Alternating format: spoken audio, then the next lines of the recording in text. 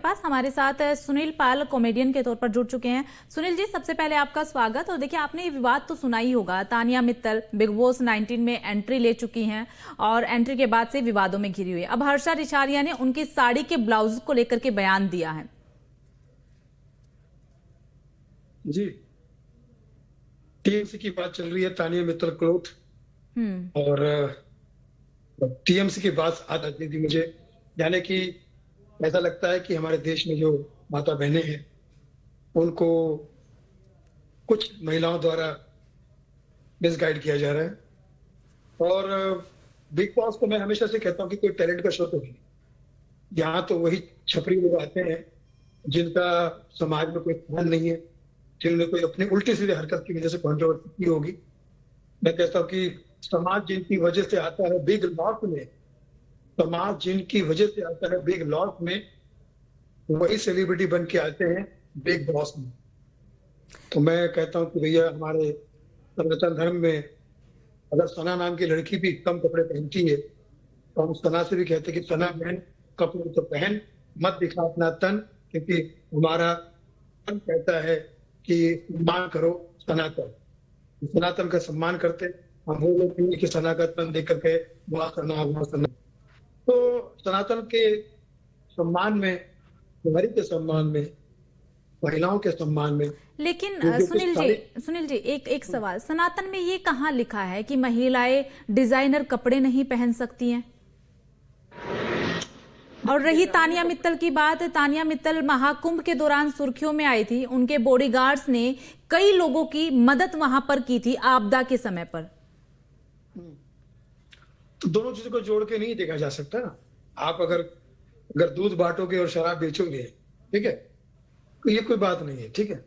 तो टोटलिटी में देखिए, सबके पास अकल तो होती है, दिमाग तो होता है, और खासकर तानिया जैसी महिला जो एक सोशल इन्फ्लुएंसर है, लोगों के लिए काम करती है, उनको समझ में आना चाहिए कि कौन सा दृश्य दिखाना चाहिए, कौन सा दृश्य छुपाना चाहिए। क्योंकि देखिए, समाज में उनका एक नाम है, सम्मान है, और मैं चाहता हूँ कि उनका सम्मान बढ़े, ना कि घटे।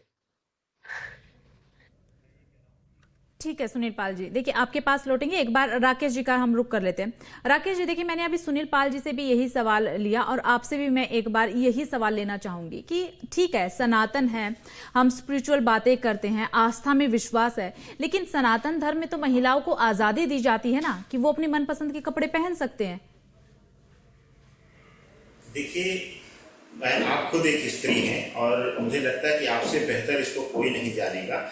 आज़ादी का अभिप्राय यह नहीं होता है कि हम किसी भी स्तर तक चले जाएं, यानी कि हम अपने समाज के कुछ, देखिए आप अपने घर में, अपने परिवार में, अपने बंद कमरे में, या फिर कई जगहों पर, कुछ स्थानों पर आपकी व्यक्तिगत लाइफ है, उसमें आपकी स्वतंत्रता है और आपको कोई नहीं रोकने वाला। लेकिन जब आप एक पथ प्रदर्शक बनते हैं, मार्ग प्रदर्शक बनते हैं, मैं आपको बताऊं कि मैंने बहुत सारे मंचों पर जो है लोग बुलाते हैं, जैसा भी आदरणीय सुनील पाल जी ने एक शब्द कहा कि आप दूध बांटिए, दान करिए और शराब और जहर का व्यापार करिए, तो यह भी उत्तम नहीं है।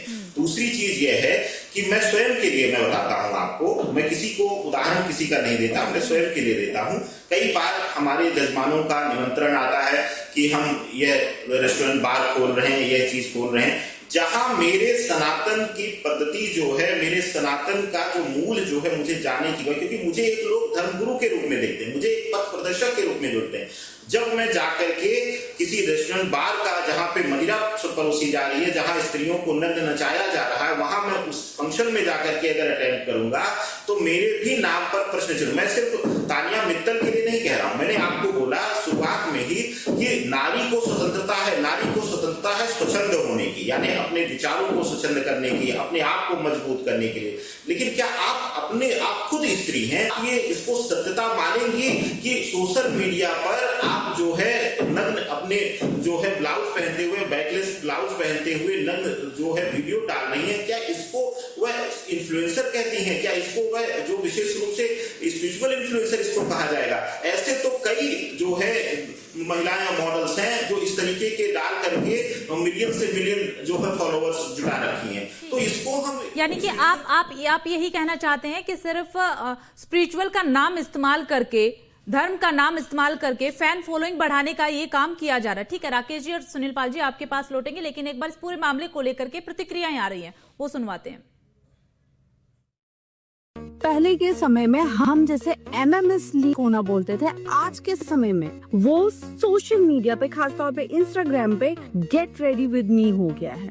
साड़ी भले ही आप पहन रही है, लेकिन ब्लाउजेस आपके सारे बैकलेस होते हैं, आपके सब में क्लीन है, आप ऑफ शोल्डर पहनती हैं, आप शॉर्ट्स भी पहन रही हैं, और फिर आप बोल रही हैं कि आप स्पिरिचुअल इन्फ्लुएंसर है। कम से कम धर्म को नग्नता के नाम पे बदनाम तो मत करो। आप स्पिरिचुअल तो उस पूरे शो में कहीं नजर नहीं आ रही है। आपने मेरा, मुझ जैसी और भी 2-4 लोगों का आपने नाम खराब करने की कोशिश की, आपने उनके लिए गलत स्टेटमेंट्स दिए, मेरे लिए भी हालांकि आपने दिए थे, तब मैंने उसको इग्नोर मारा था। अभी आप शो में भी वही कर रही हैं, आग लगाने का काम कर रही हैं। आज मुझे लगता है कि बिग बॉस एक मजाक बन के रह गया है। अभी शो में रहते हुए तो आपको नहीं पता चल रहा होगा, लेकिन जिस दिन आप शो से बाहर आएंगे आपको रियलाइज होगा कि आपकी असलियत पूरे देश के सामने आ गई है। आप क्या हैं ये पूरे देश के सामने आ गया है। तो देखिए, हर्ष रिछारिया को आप सुन रहे थे, बिग बॉस एक मजाक बन करके रह गया। सुनील पाल जी, आपने भी सुना होगा हर्ष रिछारिया को कि किस तरीके से उन्होंने तानिया मित्तल को लेकर के बयान दिया, बिग बॉस को लेकर के बयान दिया। आप क्या कहेंगे हर्ष रिछारिया के इस बयान को सुनने के बाद? बिल्कुल, हर्ष की इस बात पे मुझे काफी हर्ष हो रहा है, क्योंकि देखिए जो समझ में नहीं आता वो समाज में नहीं। ऐसा कोई भी काम आप मत कीजिए जो समाज में आपके लिए ठीक हो, आपकी व्यक्तिगत आजादी के लिए ठीक हो, लेकिन आपकी व्यक्तिगत आजादी अगर दूसरों के लिए और समाज के लिए अगर एक बुरा काम कर रही है तो आपको नहीं करना चाहिए। आपके अंदर खुद भी एक सेल्फ सेंसर होना चाहिए। हम व्यक्ति है, हम जानवर तो है नहीं, जानवर भी खुद अपना कितना ध्यान रखते हैं। तो ये बयान करके कि भैया मैं आजाद हूँ, व्यक्तिगत आजादी, भैया व्यक्ति की आजादी है, वो आपकी है, लेकिन आपकी अभिव्यक्ति की आजादी किसी और के लिए नुकसानदायक होना चाहिए, खासकर समाज के लिए। हम आज इन्फ्लुएंसर महिलाएं कर क्या रही है, यही बयान करती है कि मेरी आजादी है, और कर के लिए समाज के लिए भी वायरल किसमें होना चाहती है, समाज में वायरल होना चाहिए। मैं समझता हूँ कि यही सुनील जी, मैं यही पूछना चाहती कि ये वायरल होने के लिए किया गया, क्योंकि देखिए हर्षा जो है वो भी महाकुंभ से ही चर्चाओं में आई, तानिया मित्तल जो है ये भी महाकुंभ से ही चर्चाओं में आई। दोनों ही लड़कियों की समानता अगर देखें तो दोनों महाचर्चा में आई हैं महाकुंभ से ही। और इसी के साथ हर्षा रिछारिया भी कई ऐसे बयान दे चुकी हैं जो विवादों में आए हैं, और अभी वही चीज ठीक तानिया मित्तल भी कर रही है।